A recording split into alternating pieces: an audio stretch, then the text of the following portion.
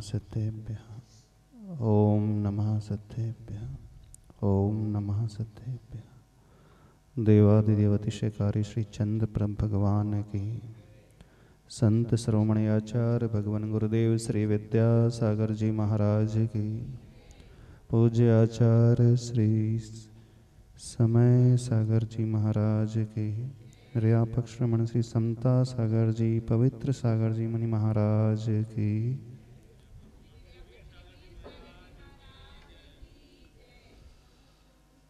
समाधि स्थली की वर्गणाएं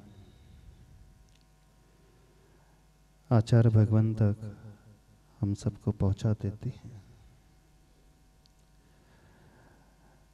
आचार्य भगवान का वह भाव आज विशेष रूप से याद आ रहा है। जब हम लोगों की दीक्षा हुई थी, दीक्षा के पश्चात जब प्रथम प्रतिक्रमण आचार्य भगवान ने कराया था, उस प्रतिक्रमण में एक बहुत विशेष बात आचार्य भगवान ने कही थी। बोले, आप लोगों की दीक्षा हुई है, एक शिक्षा अवश्य अपने हृदय में बैठा करके रख लेना। गुरु कितने भी चिर दीक्षित क्यों ना हो और शिष्य आज का हो, वह शिष्य भी गुरु को अपने वश में कर सकता है। जो शिष्य आज ही उत्पन्न हुआ है, जिसे कुछ भी नहीं आता है, जिसे 28 मूलगुण के नाम भी ज्ञात नहीं है, मूलगुण कौन कौन से होते हैं, जिसने अभी चर्या करना शुरू भी नहीं किया है, वो प्रतिक्रमण भी अच्छे से नहीं पढ़ पा रहा हो, जिसकी बुद्धि तीव्र न भी हो, क्षयोपशम अच्छा न भी हो,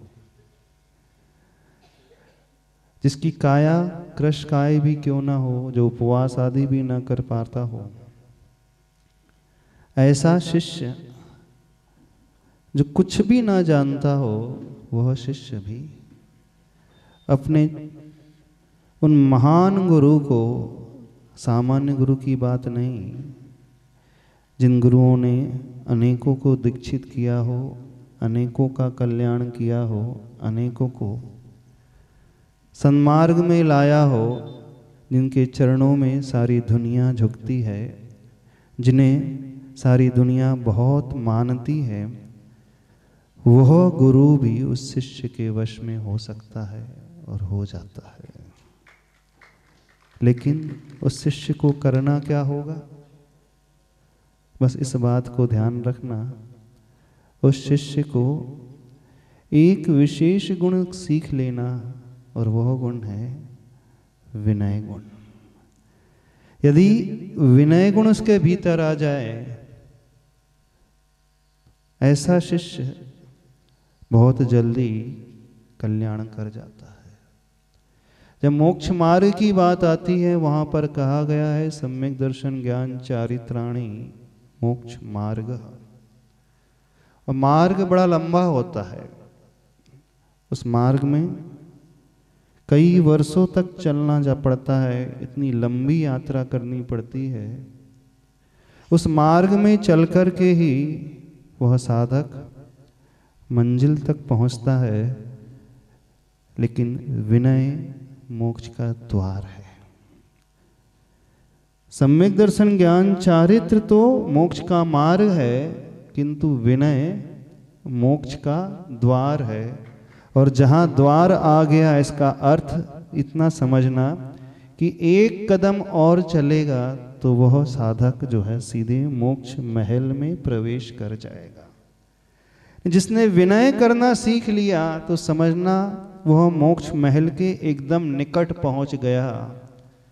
विनयो मोक्ष द्वारम, उस विनय को मोक्ष का द्वार कहा है।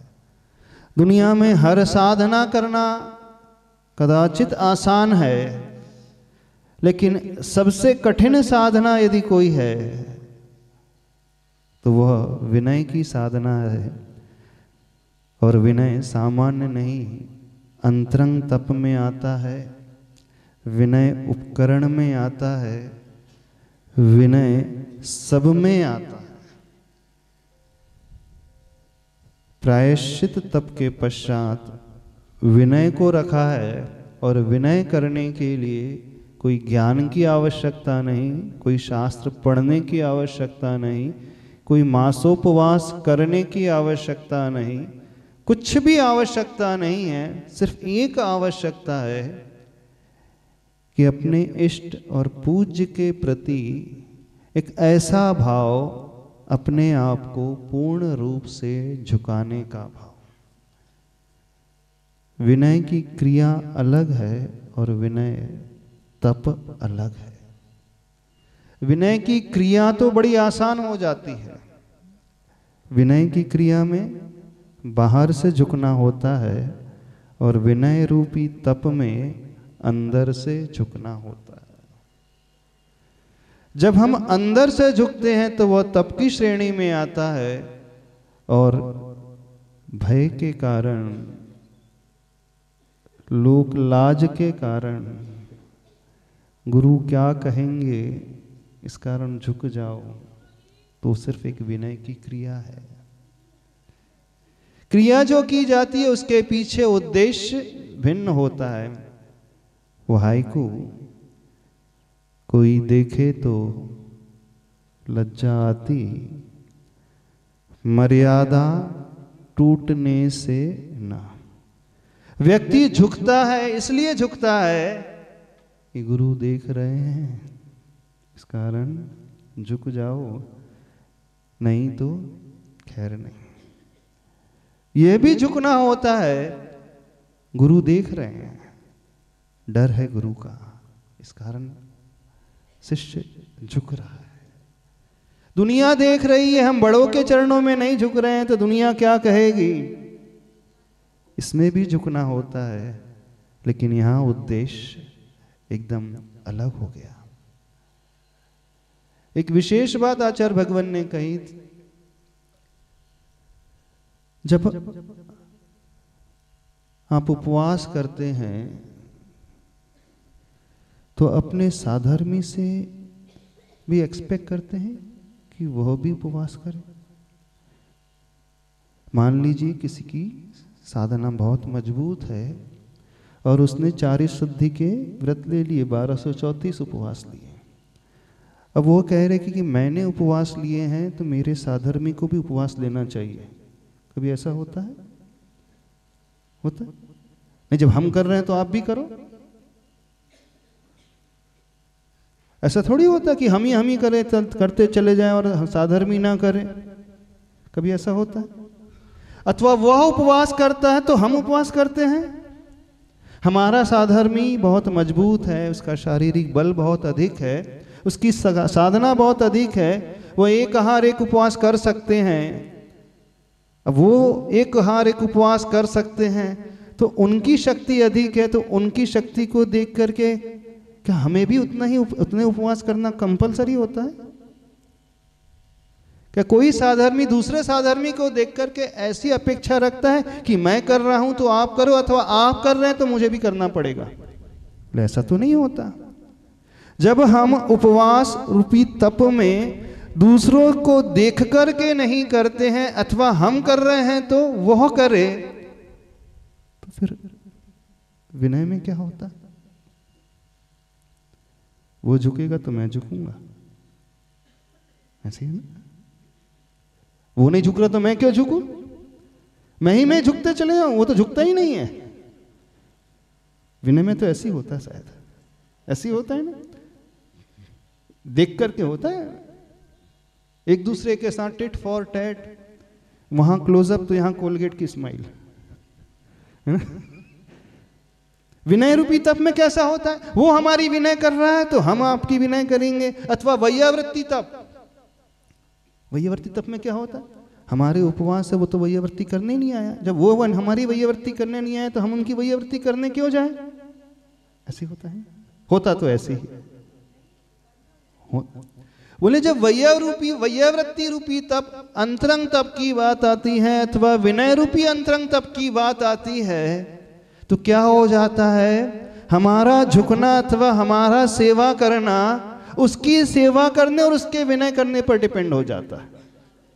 होता तो ऐसी है, व्यवहार में तो ऐसी देखा जाता है, यदि हम गलत नहीं कह रहे हैं तो बोले यहां देखा देखी क्यों हो जाती, यहां ही अपेक्षा क्यों पैदा हो जाती, वो करेगा तो हम करेंगे। उपवास में ये अपेक्षा क्यों नहीं पैदा होती है कि वो उपवास कर रहा है तो हम भी उपवास करेंगे, अथवा मैं उपवास कर रहा हूं तो वो उपवास करे। यानी जब बहिरंग तप की बात आती है तो व्यक्ति ये कहता है हमारी साधना है तो हम करेंगे, हमारी साधना है रस परित्याग की तो हम करेंगे, हमें उसमें कोई अपेक्षा दूसरों से नहीं होती कि हम कर रहे हैं तो वो करे, अथवा वो कर रहा है तो मैं करूं। लेकिन अंतरंग तप में तो ऐसे ही हो जाता है।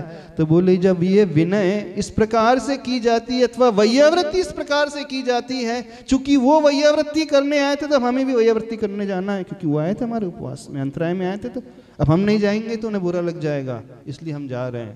बोले ये तप नहीं है, ये वैयावृत्ति तप नहीं कहलाता, ये विनय तप नहीं कहलाता, ये सिर्फ एक एक्टिविटी कहलाती है, क्रिया कहलाती है। इस क्रिया से कुछ नहीं होने वाला है, इस क्रिया से तो एक और दोष लग जाएगा और वह दोष मायाचारी का दोष लग जाएगा। अब बुरा मान जाएंगे इस कारण करो भैया, बड़े बुरा ना मान जाए इस कारण उनके चरणों में साष्टांग नमस्कार कर रहे हैं, उनके उपवास में हम भी हाजिरी लगाने आ रहे हैं। बोले ये हाजिरी लगाने वाला सिस्टम नहीं होना चाहिए। हाँ?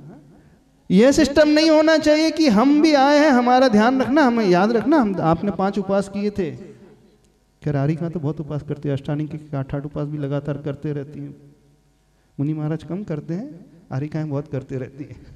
तो हमने आपके 8 उपवास हैं, आपके 10 उपवास हैं, आपके 5 हैं, तो याद रखना हम आए थे, नहीं तो फिर कुछ बुरा मान जाए कोई। बोले ये क्रिया नहीं होना चाहिए मोक्ष मार्ग में। मोक्ष मार्ग में क्या होना चाहिए, मोक्ष मार्ग में तप होना चाहिए, और वो अंतरंग तप, विनय रूपी तप, अंदर से झुकने वाला तप है, और वही झुकने वाला तप जो है कल्याणकारी होता है। उसे मोक्ष का द्वार कहा, ना कि विनय की क्रिया को मोक्ष का द्वार कहा है। विनय की क्रिया में जो झुकना होगा वो बाहर का होगा, उसमें एक मायाचारी का भाव और आ जाएगा। उसमें जो अंतरंग की साधना होनी चाहिए, जो अंतरंग से असंख्यात गुणी कर्मों की निर्जरा होनी चाहिए, तपसा निर्जरा च, वो नहीं होने वाली। कब होगी वो निर्जरा, जब व्यक्ति अंदर से अपने अहम को छोड़ करके गुणग्राही दृष्टि रखना सीख जाएगा। तो ऐसे शिष्य का कल्याण सबसे पहले होगा जिसकी दृष्टि हमेशा गुणों की ओर होगी, और ऐसा शिष्य ही, ऐसा व्यक्ति ही, ऐसा साधक ही हमेशा झुकने के लिए तैयार रहेगा। उसके मन में कोई अपेक्षा का भाव पैदा होगा ही नहीं कि वह मेरी कर रहा है तो मैं उसकी करूं, क्योंकि उसकी दृष्टि में विनय की क्रिया नहीं दिखेगी, उसकी दृष्टि में हमेशा तप दिखता है। आचार्य भगवान ने कहा था प्राय सभी लोग उपवास रूपी तप करने के लिए तो बहुत अधिक लालायित रहते हैं, बढ़ चढ़ करके हिस्सा लेते हैं, लेकिन जब अंतरंग तप की बात आती है तो वहाँ देखा देखी होने लगता है, वहाँ फॉर्मेलिटी होने लगती है, औपचारिकता होने लगती है। बोले इस औपचारिकता से हमेशा बच करके रहना, करना बिल्कुल, लेकिन अंतरंग से होना चाहिए। और अंतरंग से तब होता है जब व्यक्ति की दृष्टि हमेशा सामने वाले गुणों की, सामने वाले के भीतर रहने वाले गुणों की ओर होती है। और ऐसा गुणग्राही व्यक्ति ही सबसे निकट, मोक्ष के निकट पहुंचने वाला होता है, शीघ्र, अतिशीघ्र पहुंचने वाला होता है। साधना यह कहलाती है। बोले ऐसे तो मुनि कई बार बने हैं, ऐसी दीक्षा कई बार ली है, ऐसी बहिरंग साधना कई बार की है, लेकिन वह विनय हमारी सिर्फ क्रिया तक सीमित रही है, वो विनय हमारा अभी अंतरंग तप नहीं बन पाया है। तो बोले इस शिक्षा को हमेशा याद रख लेना। यदि ऐसा हो जाए शिष्य, तो उस शिष्य के वश में फिर गुरु भी हो जाते हैं। आज इस समाधि स्थली में बैठ कर के गुरुदेव को स्मरण करते हुए, चूँकि अब यहाँ से आज विहार का दिन है तो वही गुरुदेव की बात याद आ रही है। बस वैसी ही परिणति हमारी हो जाए कि हमें भी हर जगह सिर्फ गुण ही गुण नजर आए और हम अंतरंग से झुकना सीखें, उन गुणों को सामने वैसे लेना सीखें। जब हम झुकते हैं तो उन पर एहसान नहीं करते हैं, झुकते हैं तो स्वयं अपने कर्मों की निर्जरा करते हैं। उद्देश्य हमारे कर्मों की निर्जरा का है, न कि उसके भय के कारण हम झुक रहे हैं अथवा लोक लाजवश वर झुक रहे हैं अथवा व्यवहार निभाने के लिए झुक रहे हैं। चूँकि वो हमारी वैयावृत्ति करने आए थे उपवास में, अंतराय में, तो हम भी उनकी वैयावृत्ति करने जा रहे हैं और उनके पास हम जाते नहीं जो हमारी वैयावृत्ति करने आते नहीं। तो हम तो हिसाब एकदम क्रिस्टल क्लियर रखते हैं, जैसे के साथ तैसा रखते हैं, जो जैसा करता हम उसके साथ वैसा ही निभाते हैं, कोई इसमें बुरा ना माने। बोले ये नहीं होनी चाहिए प्रवृत्ति, प्रवृत्ति तो भीतर की होना चाहिए, वह विनय हमारा अंतरंग तप है। बस ऐसे ही भाव लाते हैं कि यहाँ पर आकर के इस चंद्रगिरी क्षेत्र में गुरुदेव की वर्गणाओं को आज भी यहाँ महसूस कर रहे हैं। जब तक ये समाधि स्थली रहेगी, जब तक ये जिनालय रहेगा, पाषाण का जिनालय, देश दुनिया से सारी ओर से लोग आते ही रहेंगे और यहाँ के चरणों को, यहाँ की माटी को स्पर्श करके गुरुदेव की वर्गणा को लेते ही रहेंगे और गुरुदेव से साक्षात उन शिक्षा को, उन संकेतों को ग्रहण करते रहेंगे।